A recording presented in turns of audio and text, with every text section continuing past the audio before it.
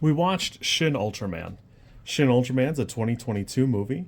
As the threat of giant unidentified life forms, known as S-class species, worsens, in Japan, a silver giant appears from beyond Earth's atmosphere. I'm not gonna lie to you, I am surprised how much I like this movie.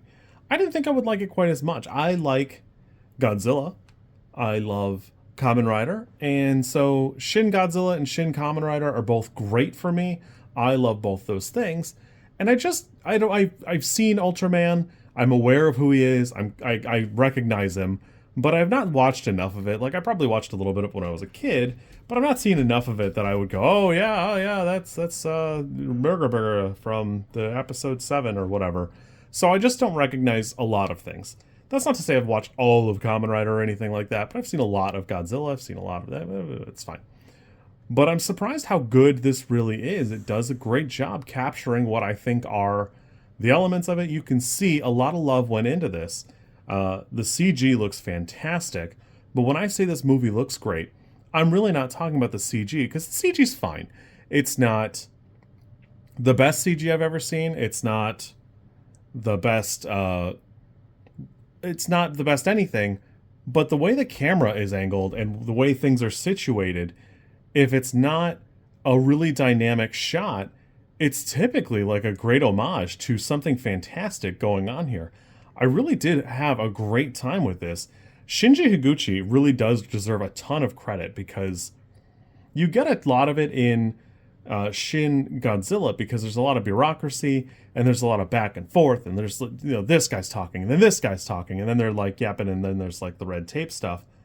But you really get a great feel for where everybody's positioned and like different shots. It's still very exciting even when on screen it's rather boring because they're still like talking and you have to like understand what's going on with the prime minister and the agreements and all this stuff, but it really does elevate itself.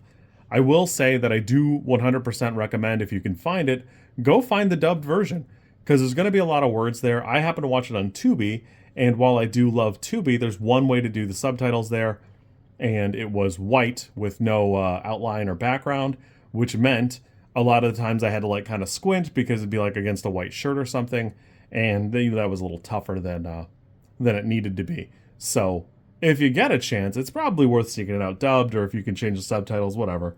I understand there's like a little spin-off series or whatever, but God, this really is something fantastic. It does a great job. It has an excellent presentation. If you like Ultraman or think you're gonna like Ultraman, you'll probably enjoy this. It's pretty good. If you don't care for tokusatsu type things, you're probably not going to be as into it. I thought this was pretty good. It's not my favorite of the three, but I still really like it. I'm glad I finally got a chance to see it. My dad loves Ultraman and was still pretty into it, even though he didn't like reading subtitles and stuff. I will say that I regret not seeing it in theaters because my dad did not reveal to me he was into Ultraman early enough for me to catch it. If it hits theaters the way Shin Godzilla does, I'll probably go check it out again because I really did enjoy it, though. I could see this never hitting theaters again, just like Shin Kamen Rider in the Midwest. So, I will say that the way it's presented is a little odd. It has nothing to do with Shin Godzilla. I can see where you would think it might have like a crossover or something like that. But in the same way that like the little QB mug is present, it has no real bearing on it other than Anno is involved and Hideaki Anno is excited to reboot like some childhood things, but there's not like a crossover type thing, even though it does say Godzilla there at the beginning. It is its own little thing, and I think that's good. I really don't feel any need for the things to converge at all, mostly because I don't think it'll go good for Kamen Rider. Yeah, I had a great time with this. This is easily an 8 for me. I really enjoyed it. It's not something that like I went, oh man, I better like start watching Ultraman, because I might still, but I still really like this. This is easily an 8. Higuchi really does have a mastery of like cinematography, storyboarding, and you can see that if you go look at his history and that type of thing.